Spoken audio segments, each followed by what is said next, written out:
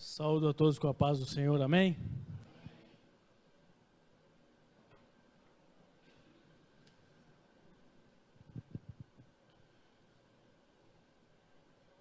Convido os irmãos para abrir suas Bíblias no livro de Lucas, capítulo 12, verso 35. Lucas 12, 35.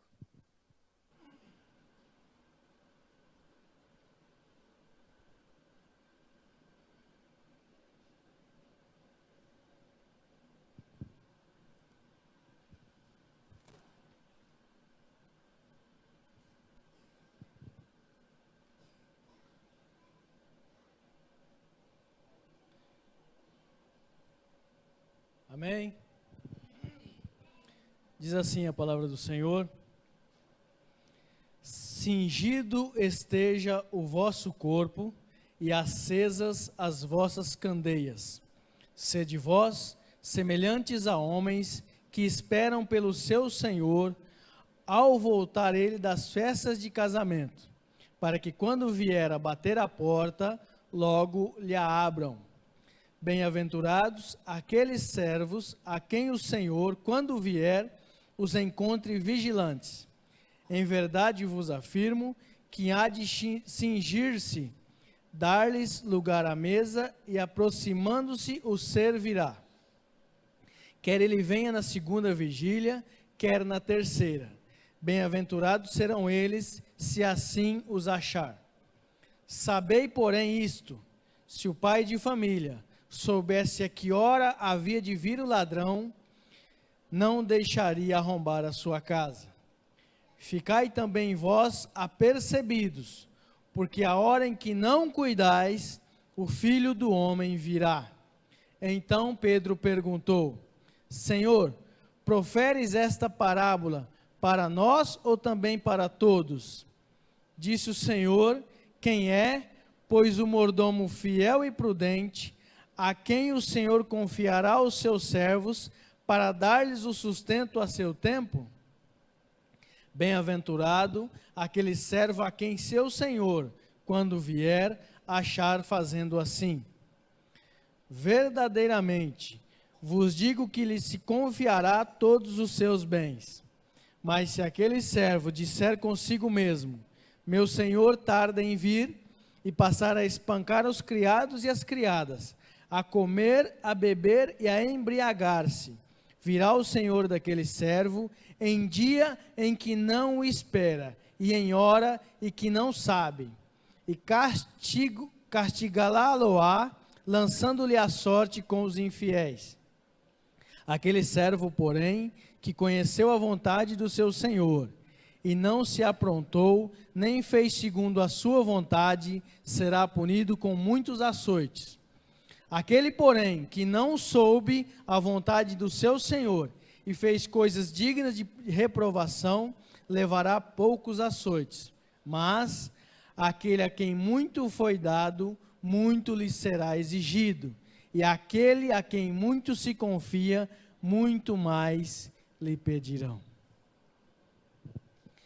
Queridos,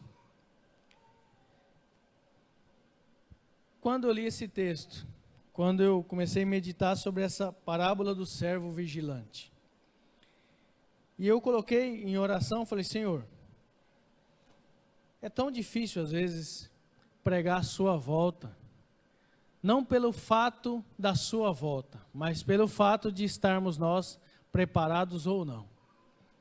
Por quê? Quando você se coloca a falar da volta de Jesus, você se impõe a falar sobre a preparação da volta de Jesus. Isso é uma palavra às vezes que dói no nosso coração, nos deixa preocupados.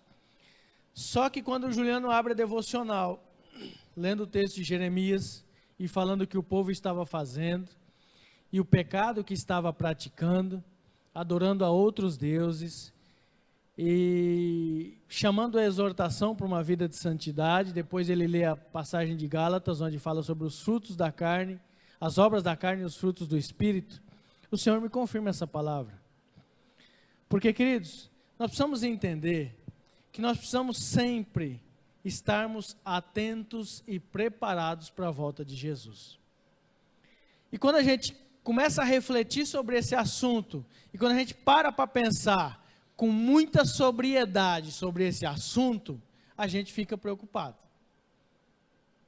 Se a gente parar para analisar que a qualquer momento Jesus pode voltar, o reflexo da nossa consciência nos coloca numa situação difícil, nos coloca numa situação extremamente delicada.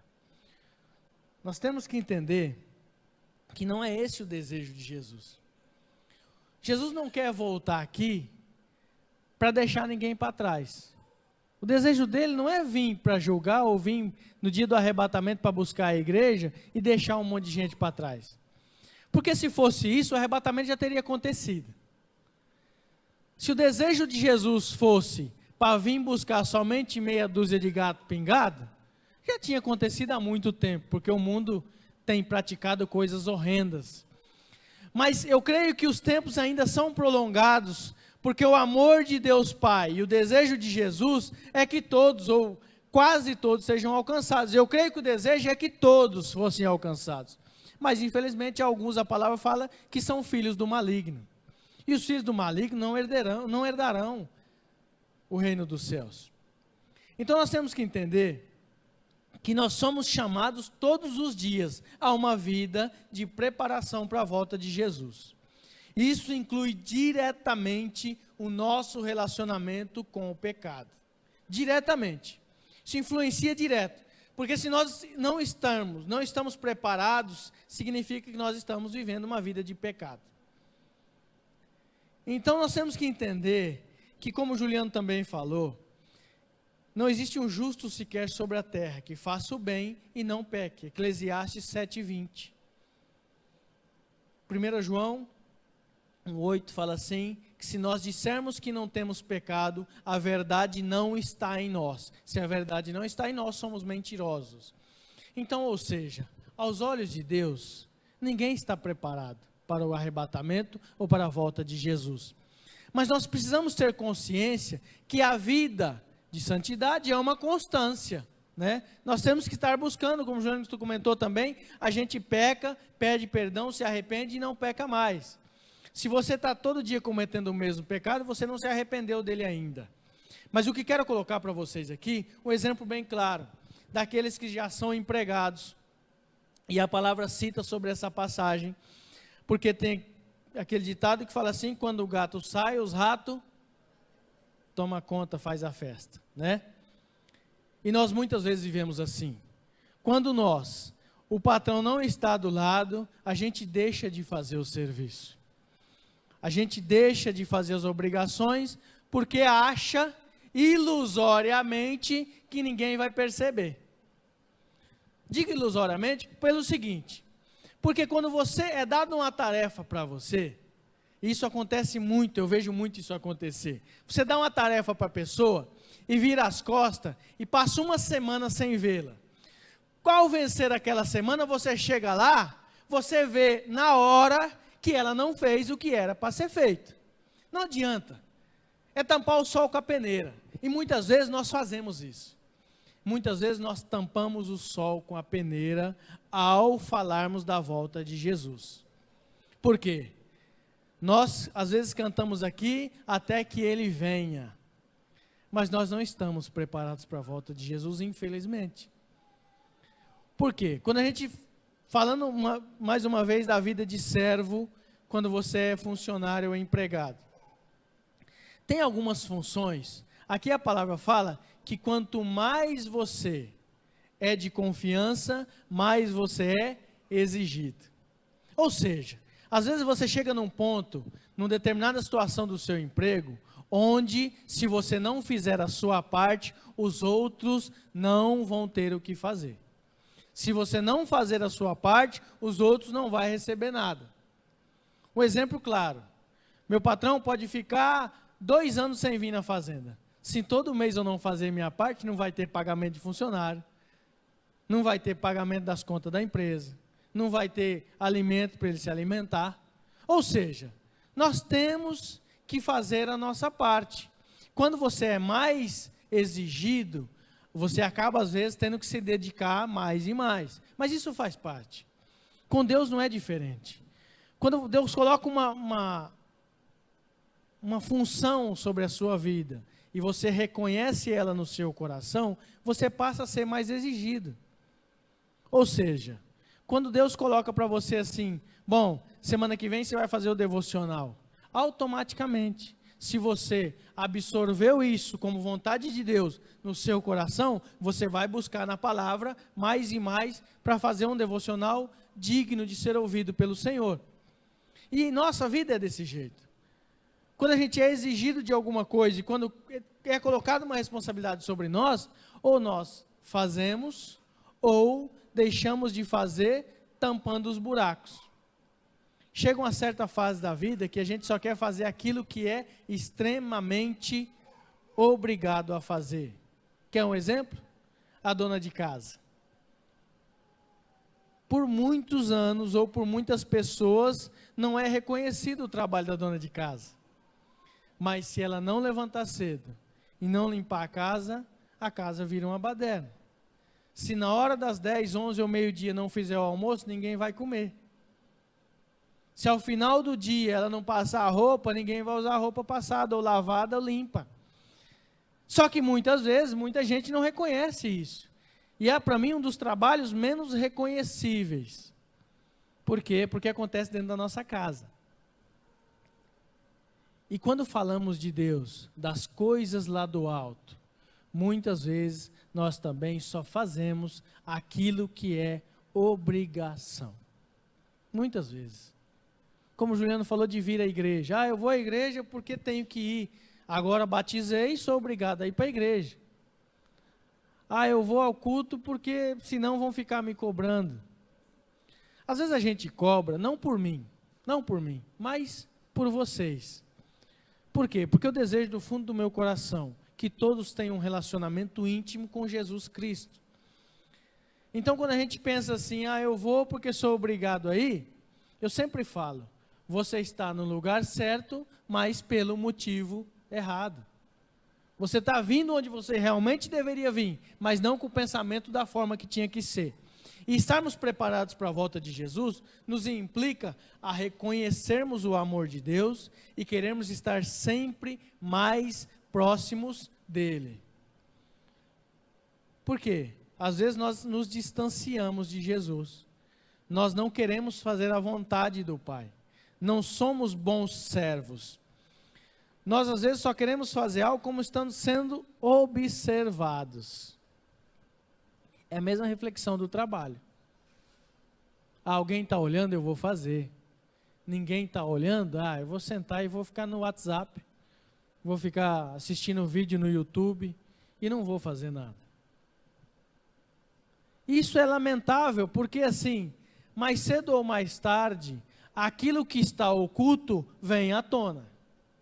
Aquilo que está escondido vai ser esclarecido. Aquilo que está nas trevas, a luz vai clarear e vai declarar que você está na treva.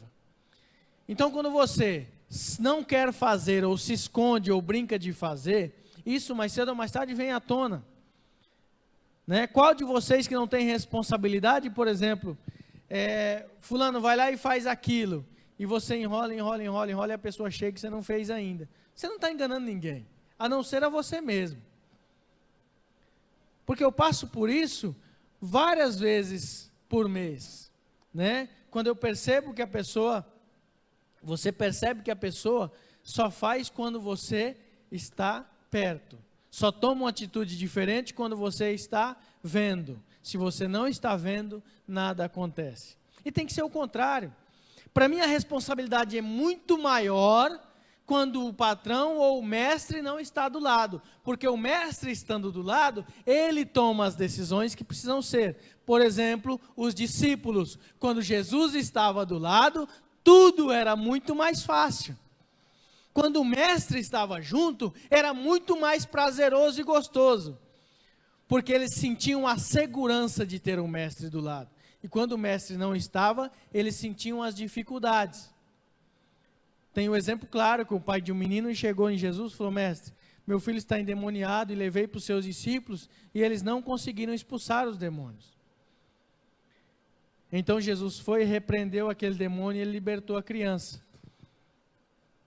Aí perguntaram para Jesus: Senhor, por que nós não conseguimos? Ele falou: essa casta só sai com jejum e oração. Ou seja, eles não estavam jejuando e orando. Para mim isso fica claro, porque quando Jesus fala assim, essa casta só sai com jejum e oração, ele quis dizer assim, vocês não estão jejuando e orando. E nós vivenciamos isso, né? Aí a gente deseja muito que Jesus esteja ao nosso lado, para nos ajudar, e às vezes até fazer o trabalho. Mesmo ele sendo o mestre, nós servos. Mas nós ansiamos ter Jesus do lado para ele fazer o trabalho. Só que nós não jejuamos e oramos para isso. Não buscamos Jesus. Não fazemos aquilo que nós devemos fazer. Sempre nós passamos por uma situação delicada em relação a isso. Tem uma outra passagem, 1 Tessalonicenses capítulo 5, no versículo 1 diz assim: irmãos, relativamente aos tempos e às épocas, não há necessidade de que eu vos escreva, pois vós mesmos estáis inteirados com precisão, de que o dia do Senhor vem como ladrão de noite. Paulo está dizendo aqui, irmãos, eu não preciso mais escrever sobre isso. Eu não preciso mais falar que o dia da volta do Senhor é repentina, mas só Ele é quem sabe. Eu não preciso mais estar toda hora falando a mesma coisa, que vai ser como um ladrão que vem e ninguém espera. Paulo está dizendo aqui, vós mesmos já estáis inteirados com precisão de que o dia do Senhor vem como ladrão, que não avisa. E nós todos nós temos a convicção, porque Jesus chamou a atenção até dos seus discípulos, não cabeis a vós saber nem o dia e nem a hora. Ou seja, isso não é da nossa conta. Não cabe a nós saber nem o dia nem a hora. Até porque, se nós soubermos o dia e a hora, a gente ia deixar para a última hora, né? Se Jesus falasse assim, eu vou vir em tal dia, tal ano, tal mês e tal hora. Bom, eu vou viver minha vida de regalia, quando estiver chegando perto, e ainda assim alguns vai deixar para o último segundo. Mas o que ele deseja é que nós estejamos sempre preparados. Não em relação à sua volta, porque isso ele não está dizendo o dia, mas em relação a uma vida de santidade. Ele não está aqui falando assim, ó gente, cuidado que eu vou voltar, vocês vão ficar, não. O que ele deseja é que nós entendamos que ele quer que tenhamos uma vida de santidade. E isso não é fácil, isso não é simples. Pregar vida de santidade não é fácil para a igreja ouvir. Por quê? Porque a gente infelizmente peca, erra, comete pecado, vive vacilando, né? E às vezes eu vi um pastor falando assim, você é um vacilão, você é um vacilão. E nós somos vacilões. Seu vacilão. Quantas vezes a gente não falou isso, né? Seu vacilão. Né? Ou a gente às vezes chama o outro de mané. Seu mané, seu vacilão. E nós somos assim. Porque muitas vezes nós vacilamos ao que diz respeito à volta de Jesus. Nós não muitas vezes nos preocupamos com isso. Não estamos inteirados sobre isso. E vivemos a vida como isso nunca fosse acontecer. Vivemos a nossa vida como os dias passando e a gente achando que é tudo normal. Quando a gente vive uma vida de pecado, nós precisamos entender que temos que tomar uma atitude para que isso se reverta. Ou seja, Paulo, por exemplo, não se casou. Mas ele disse assim, eu consigo me controlar. Aquele que não consegue, que se case para que não cometa pecado. Ele foi bem claro quanto a isso. Eu particularmente não desejo casar, mas aquele que não consegue, para não se abrasar, para não cair em tentação e cometer o pecado, que se case. Ou seja, nós precisamos entender por que estamos pecando e qual atitude precisamos tomar para parar de pecar. Nós precisamos entender primeiro o porquê estamos pecando. É a primeira situação. O porquê nós estamos pecando? Por que eu estou cometendo pecado? E segundo, o que devo fazer para parar de cometer o pecado? O exemplo do casamento é bem claro, né? Eu não consigo, não estou me aguentando, estou praticando algo que não agrada a Deus, então já vou me casar logo para me formalizar a minha situação. É uma solução em relação ao pecado da fornicação. Outro exemplo, vou citar um exemplo. Você trabalha num banco, embora você não consiga roubar, ou as chances de você fazer são pequenas, mas você trabalha com dinheiro diariamente, e aquilo vem à sua mente, e você fica preocupado com aquilo, e você está vendo aquele monte de dinheiro, e você passando necessidade. O que você tem que fazer? Roubar? Não, peça as contas e saia do emprego. Você precisa entender por que você está pecando e qual a solução para parar de pecar. Isso é um exemplo. Você está ali vendo dinheiro toda hora e isso está instigando o seu coração, está te fazendo pensar bobagem, saia do emprego. Se você trabalha num lugar que está te fazendo pecar, os seus olhos não estão sendo luz, então saia dali. É o primeiro ponto. Porque eu particularmente, ou nós, temos que ter uma atitude até diferente. Te convido para ir num lugar que não vai edificar a sua vida, não vá. Você já corta o mal pela raiz. Vamos lá em tal lugar? Não, eu não vou. Eu não vou porque não vai edificar a minha vida. Então você já corta o mal pela raiz. Mas quando nós estamos falando de emprego ou de desejo de coração, desvia o olhar. Jesus falou que se um olho te faz pecar, arranca-o. Se um braço te faz pecar, uma mão, arranca e joga fora, que é melhor ir para o céu sem uma mão do que ir para o inferno. Ou seja, o emprego é bom, mas está me fazendo pecar, é melhor você ir para o céu desempregado do que ganhar bem e ir para o inferno. Nós somos exortados a viver uma vida de santidade, só que nós precisamos entender primeiro que somos pecadores. Precisamos entender que cometemos pecado, porque o pecado não é só cometido na essência, mas também no pensamento. Quando você pensa bobagem e fica imaginando, maquinando coisa, você está pecando. Então quando você vê algo que te faz pecar, vira os olhos, sai daquele ambiente, desvia o foco. Para de dar asa para Satanás. Por quê? Porque ele fica te rodeando, ele fica te testando a todo momento, doidinho para você fazer uma coisa errada. Você trabalha numa loja de eletrônicos, onde tem aquele monte de coisinha pequenininha e te agrada. Você fica pensando, vou levar um negocinho nesse aqui, ninguém vai ver. Ou você trabalha, não tem de tudo. Às vezes, né, uma loja de joias, por exemplo. Lógico que quanto mais alto for o valor do bem que você trabalha, mais vai ter câmera de segurança, gente conferindo as coisas, vendo o estoque se está em ordem. Mas quando a gente fala de um nível menor, onde pouca gente vê, a gente acaba, infelizmente, cometendo atos que não agradam ao Senhor. E às vezes até as pessoas te induzem a fazer isso, né? Às vezes uma pessoa fala assim, não, eu já fiz, e não acontece nada não. Leva aquilo lá que eu já fiz, não tem problema. E a gente às vezes é induzido ao erro. Se você tem amizade que faz isso com você, em nome de Jesus, se afaste dessa pessoa. Se você tem amizade que a pessoa fala assim, não, tá com uma pedrinha que eu já fiz isso aí, não acontece nada. Não, pode pegar porque ninguém está vendo. Eu já fiz isso várias vezes. Qual de nós, quando criança, nunca pulou num quintal para chupar jabuticaba, no qual você não tinha pedido, ou arrancar manga, ou qualquer outra fruta? Não deixa de ser pecado, não deixa de ser errado, né? Só que aí vem a questão do tempo da ignorância, porque a gente pensa assim, uma fruta não tem problema, né? Está lá o pé de manga jogando no chão, eu pulo o quintal e arranco, não tem problema. Infelizmente tem, mas o tempo da ignorância, o Senhor não vai levar em consideração. Só que a palavra fala que daqueles que muito sabem, muitos serão exigidos. Ou seja, servir a Jesus, buscar o Senhor, é um caminho que não pode ter volta. Porque era melhor que não soubesse do que saber e não praticar.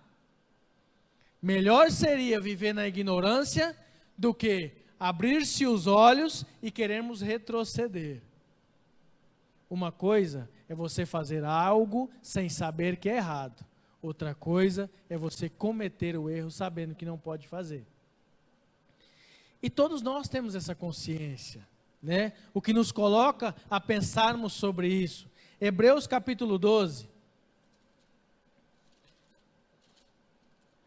Hebreus 12 diz assim: portanto também nós, visto que temos a rodear-nos tão grande nuvem de testemunhas, desembaraçando-nos de todo o peso e do pecado, que tenazmente nos assedia, corramos com perseverança a carreira que nos está proposta, olhando firmemente para o autor e consumador da fé, Jesus, o qual, em troca da alegria que lhe estava proposta, suportou a cruz, não fazendo caso da ignomínia, e está assentado à destra do trono de Deus. O versículo inicia falando que nós temos a rodear-nos de tão grande nuvem de testemunhas. Nós vivemos em comunidade, já falei sobre isso aqui. Nós vivemos um ambiente de algo em comum, né? E muitas vezes nós estamos rodeados por pessoas. Então as pessoas veem o que a gente faz. Às vezes você é exemplo e nem sabe disso. Às vezes você serve de exemplo para as outras pessoas e nem sabe disso. Só que também às vezes você pratica o que é errado e não sabe que os outros estão vendo, né? A gente às vezes acha que ninguém vai perceber quando você pratica algo errado. Nós estamos rodeados de tão grande nuvem de testemunhas. Quando você pratica o que é bom, as pessoas percebem. Mas quando você pratica o que é mal, também percebem. Quando você é exemplo, as pessoas vêm para você e falam assim: não, aquela pessoa eu posso confiar. Aquela pessoa honra a Deus, tem uma atitude de cristão. Aquela pessoa é amiga, aquela pessoa é companheira. Fulana, eu vi que cuida bem dos seus filhos, da sua casa. Beltrano é um rapaz honesto, trabalhador. As pessoas veem isso, não se iludam, porque todo mundo vê, mas quando você faz errado, quando você faz o certo, acende uma luzinha. Quando você faz o errado, é um farol que toca lá na frente. Você conhece fulano? Ixi, fulano não vale nada. Para mim, a pior fama que tem é alguém perguntar de fulano, você falar assim: fulano não vale nada. Porque ainda que não faça mal, mas acaba com a reputação da pessoa. Como eu preguei aqui sobre a reputação de Salomão, quando a rainha de Sabá foi visitar ele. Quão maravilhoso é quando ela fala assim: aquilo que me falaram não é nem perto daquilo que eu estou vendo. Imagina quando você fala assim: ah, você conhece o Tiago? Conheço, o Tiago é um menino bom. A pessoa chega lá e fala: Tiago, eu ouvi de você, mas você é melhor do que eu esperava, né? Ah, eu ouvi falar do Vitor, o Vitor é um cara de gente boa, melhor do que eu ouvi. Agora, quão ruim é, você fala assim: você conhece o Júnior? Ixi, rapaz do céu, eu não queria nem conhecer. Misericórdia, Senhor. Ah, mas você não conhece o Júnior? Rapaz do céu, eu não sei para que eu fui conhecer o Júnior. E muitas vezes, nós passamos por essa situação, né? Você conhece o fulano? Ixi, fulano não vale nada. Você quer ver difícil é quando a pessoa fala assim: você conhece fulano? Rapaz, cuidado com fulano, hein? Cuidado, porque fulano não é flor que se cheira. Que reputação horrível, né?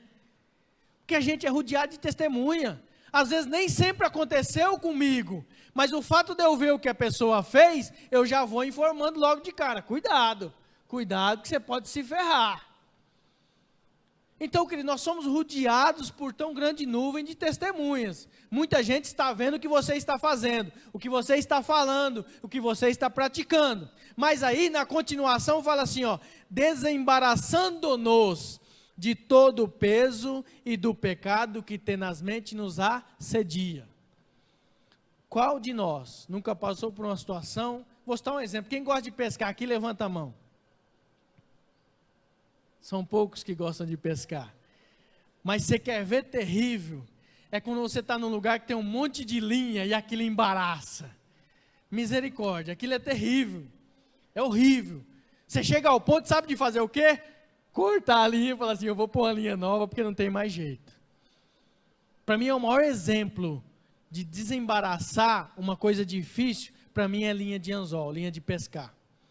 Porque quando você passa por isso, o maior desejo que você tem é, corta logo, põe uma linha nova e morre o assunto.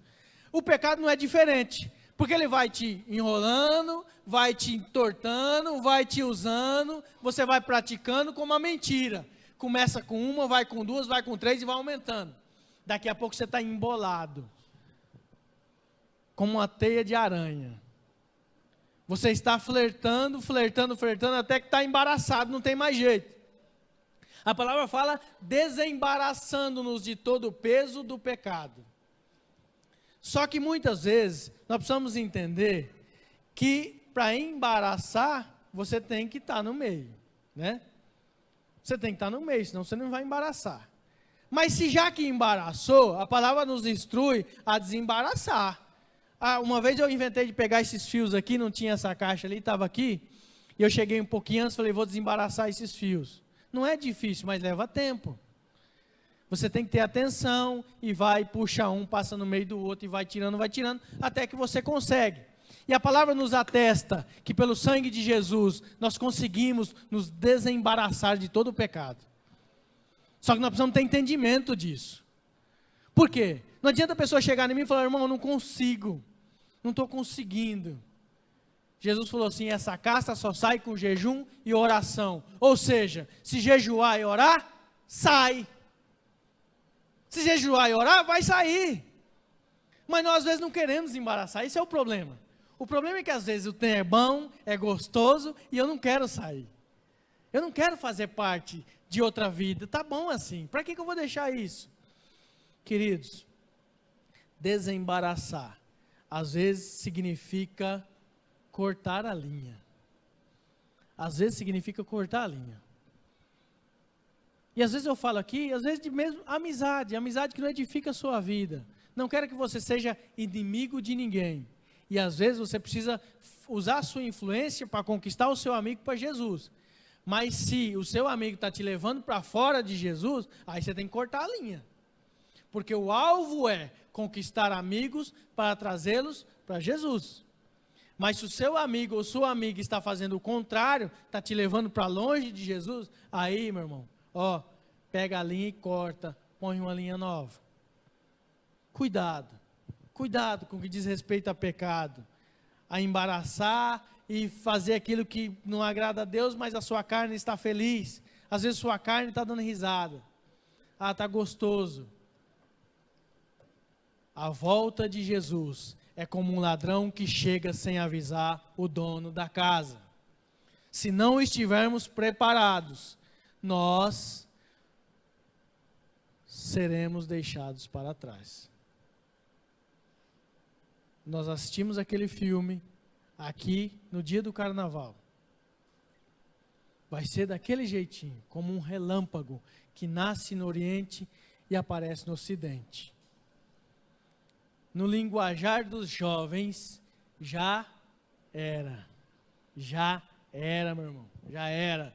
Pode chorar, pode espernear, porque aí vem 7 anos de tribulação. 7 anos de tribulação.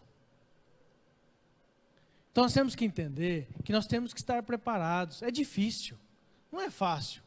Uma vida de santidade não é uma coisa simples de alcançar, é uma busca constante. Nós temos que entender que o pecado está tenazmente nos assediando, todo dia, tenazmente nos assediando. É o que eu falo, o exemplo da situação de você trabalhar com dinheiro. Tenazmente ele está ali cutucando sua cabeça.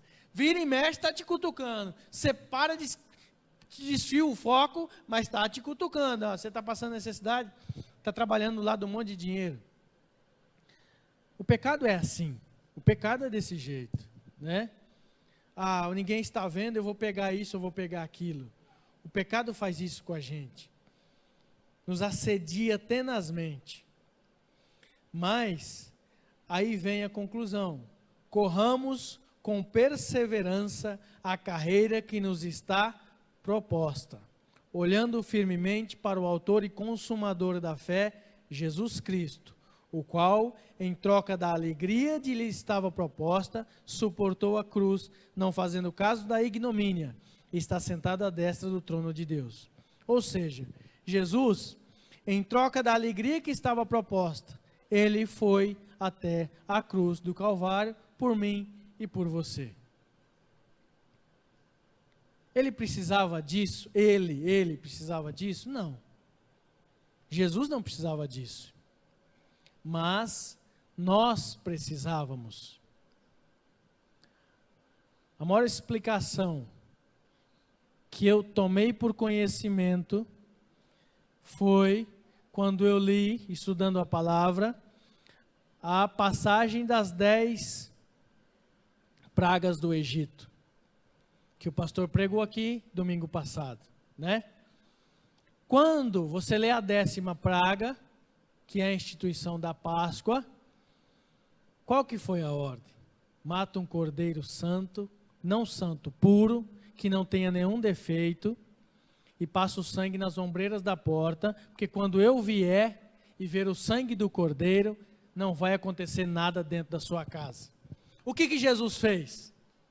Naquele tempo, o que livrou os filhos dos hebreus, os filhos do povo de Deus, foi o sangue do cordeiro na porta. Quando Jesus foi à cruz do Calvário, o Cordeiro Santo e único foi o sangue vertido na nossa porta, que nos livra de todo mal. Esse sangue é que nos dá o direito da salvação. E nós às vezes fazemos pouco caso disso. Para mim é tão claro a explicação do sangue do Cordeiro no tempo que Deus visitou para cumprir a promessa que fez a Moisés, como ele fez com Jesus conosco. É a mesma situação, a diferença é que quem morreu por nós foi o Cordeiro Santo, imolado, sem defeito algum, mas o único Salvador das nossas vidas. A quem merece toda a honra e é digno de todo louvor e glória. Nós temos que entender isso. E muitas vezes não praticamos esse entendimento. Muitas vezes não levamos em consideração esse entendimento. Em Tessalonicenses, capítulo 5, verso 13. E que os tenhais com amor em máxima consideração, por causa do trabalho que realizam. Vivem em paz uns com os outros. Vivei em paz uns com os outros. Às vezes é tão difícil viver em paz uns com os outros. Às vezes é tão difícil manter uma paz uns com os outros. Muito difícil. Às vezes você tem que parar para pensar 10 vezes para ver se compensa tentar ficar em paz com a outra pessoa. Né? Às vezes você tem vontade de falar tanta coisa, mas você precisa estar em paz com aquela pessoa. Às vezes você tem desejo pior de fazer tanta coisa, mas nós temos que a instrução da palavra é viver em paz com todo mundo. Esse é um passo, porque às vezes a gente pensa no pecado e pensa assim, bom, pecado, eu não roubo, eu não mato, né?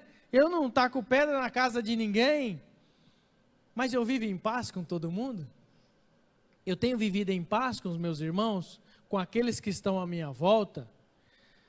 Porque nós temos que abranger o entendimento do que é o pecado. Não é só não roubar ou não matar. Quando você não pratica o amor de Deus, você está vivendo no pecado. Quando você não coloca o amor acima de tudo, o amor que realmente tange o coração da pessoa, toca o coração da pessoa, você não está vivendo em paz com ela, né? E a palavra nos exorta a viver em paz com todos. E às vezes o maior pecado que cometemos é não estar em paz dentro da nossa própria casa. Às vezes não estamos em paz dentro de casa e achamos que o pecado é não roubar, não fornicar, não cometer algo, adultério, cometer algo que... Às vezes o fato de não estarmos em paz é um motivo de estarmos pecando. porque a gente sempre tenta abranger no macro, mas se você analisar o micro, todos nós cometemos pecado. A gente às vezes quer olhar a coisa grande, mas nas pequenas é que o pecado está sendo praticado na sua essência, na sua virtude. Não vivemos em paz com os outros, não temos praticado o amor, não temos esperado a volta de Jesus, e o que é pior, não temos nos preparado para a volta de Jesus. Temos que ter essa consciência, não somos dignos ou merecedores do reino dos céus pelas nossas atitudes, mas sim pelo sangue puro do Cordeiro derramado na cruz do Calvário. Só que quando você entende isso, você tem que deixar as outras coisas de lado.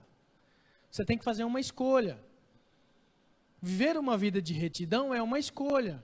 Viver uma vida de santidade é um sacrifício. Cometer o que é bom, o que é reto aos olhos do Senhor, não é fácil. É hipocrisia alguém falar aqui que é moleza. É hipocrisia alguém chegar aqui e falar assim, vida de santidade para mim é moleza. Só se for um monge que mora numa montanha sozinho, e ainda assim pensa bobagem. Só se for um monge que mora lá, que não vê ninguém, não vê nada, e ainda assim eu tenho minhas dúvidas se não pensa bobagem. Porque nós estamos inseridos no mundo, vivemos em comunidade, que você vê tudo. E cada vez pior. Cada vez nós estamos vendo coisas que vai piorando os nossos pensamentos. Nós estamos às vezes vendo situações que nos implicam a pensar só bobagem. Nos coloca a só pensar besteira. Quando você discute com alguém, pensa bobagem. Quando você assiste algo que não edifica, pensa bobagem. E para isso, gente, nossos olhos estão treinados para isso. Pode ter os homens, pode ter umas 100 mulheres, mas aquela que está com o decote mais curto é a que todo mundo vai olhar. Infelizmente, porque os nossos olhos estão treinados para o pecado. Nossos olhos estão treinados para ver aquilo que não agrada a Deus. E Jesus falou, se o seu olho está te fazendo pecar, arranca fora, que é melhor ir para o céu sem olho do que ir para o inferno. Mas nós estamos treinados, infelizmente, para cometer o pecado, né? Nós estamos preparados, às vezes armados, para falar coisa que não agrada a Deus.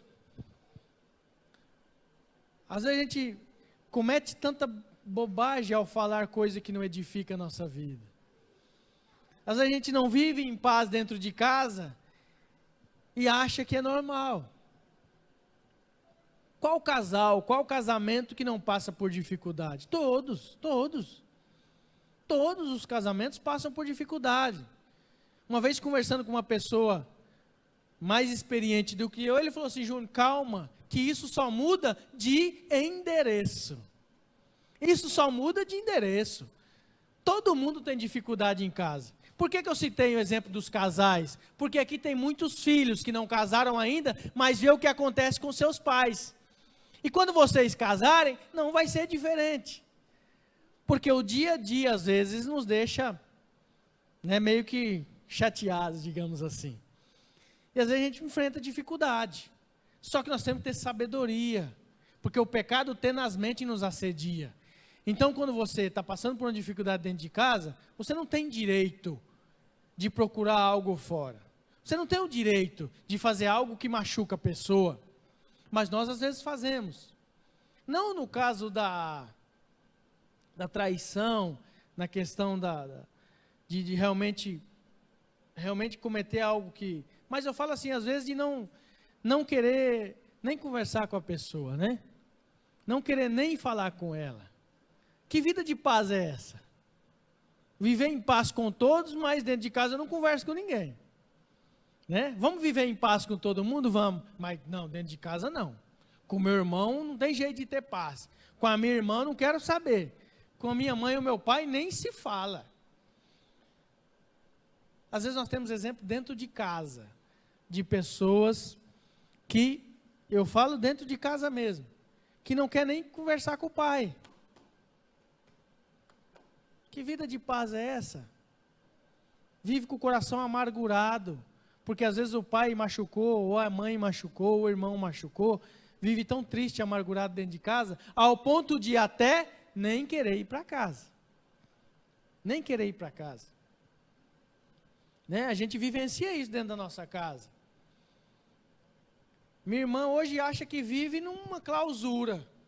Minha irmã acha que vive presa. Mal sabe ela o tanto que os meus pais a amam. Mal sabe ela o bem que os meus pais querem para ela. Mas ela acha que vive enclausurada, vive presa. Chegou ao ponto de cogitar vir morar comigo. Falei, se lascou. Porque se acha que vai resolver o problema... Eu falei, aí você achou o seu. Porque a mamãe e o papai, com o amor que tem, sempre abraça. E às vezes o irmão é mais duro. Às vezes o irmão, a rédea ainda é mais curta, né? E a gente não reconhece que os nossos pais nos amam. A gente não reconhece isso. A gente reconhece que a corda está firme. Não, você não vai. Eu estou enclausurado. Mas deixa ela vir morar comigo. Misericórdia, Senhor. Eu quero o melhor para ela. Mas isso às vezes implica em a gente tomar atitude drástica. É como se livrar do pecado. Às vezes por amor a Jesus Cristo. Cuidado com o pecado. Por amor ao Senhor, deixe o pecado de lado. Por uma vida de santidade, por uma vida na esperança da volta de Jesus, deixe o pecado de lado. Demonstre o amor na sua essência. Coloque em prática a paz na sua casa. Coloque em prática a paz com todos. E o amor, que é o que Jesus espera. Quando você pratica algo que agrada uma pessoa, eu creio que Jesus fica muito mais feliz. Quando você faz algo que alegra o coração da pessoa que está ao seu lado, Jesus é mais feliz com isso. Porque ele sente assim, como, eu fico sempre imaginando a passagem de Jó, eu fico eu anseio por essa situação, quando Satanás está andando pela terra e volta para o lado de Deus, e Deus fala assim, onde estava Satanás? Eu estava rodeando a terra. E ele fala assim, tu viste o meu servo Jó? Eu anseio tanto, eu ficaria tão feliz, tão honrado de Deus falar assim, você viu o Júnior? Já pensou, gente? Que alegria no coração, de Jesus poder falar assim, você viu o Juliano lá? Você viu o Bruno? Você viu o Hélito? Você viu o Valmir? Você viu o Gustavo? Você viu o irmão Miguel? Ou as irmãs? Você chegou a ver lá? Que alegria que me dá no meu coração a atitude daquela pessoa. Nós temos que almejar isso, alegrar o Senhor. Esse é o alvo de um cristão. Nós temos que almejar isso. Satanás vier aqui na terra e voltar lá, você viu a irmã Gláucia? Ela me honra lá na terra. Oh Deus, que nós um dia possamos chegar a esse ponto. Ou que pelo menos almejemos essa situação. Ou que pelo menos busquemos isso para a nossa vida, alegrar o Senhor. Senhor, que eu possa te alegrar com as minhas atitudes. Porque quer alegrar a Deus? Haja como filho de Deus. Quer engrandecer o nome do Senhor? Seja luz para esse mundo. Quer louvar ao Senhor? Cuidado com o seu testemunho de vida, porque nós estamos rodeados por tão grande nuvem de testemunhos. Guardem sempre essa passagem. O pecado que tenazmente nos assedia, e nós estamos rodeados por tão grande nuvem de testemunhas. Faça o que é reto, faça o que é bom, pratique o amor e viva em paz, em nome de Jesus. Amém? Fiquem de pé, vamos orar.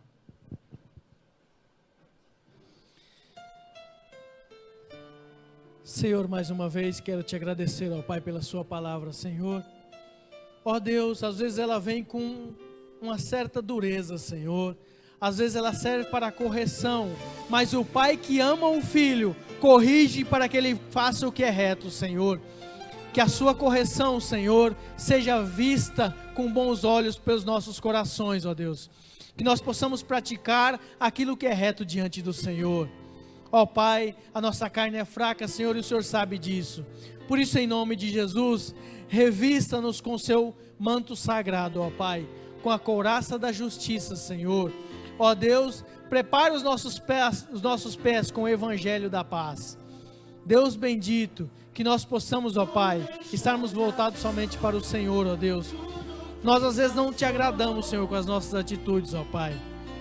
Nós praticamos o que é mal perante os seus olhos.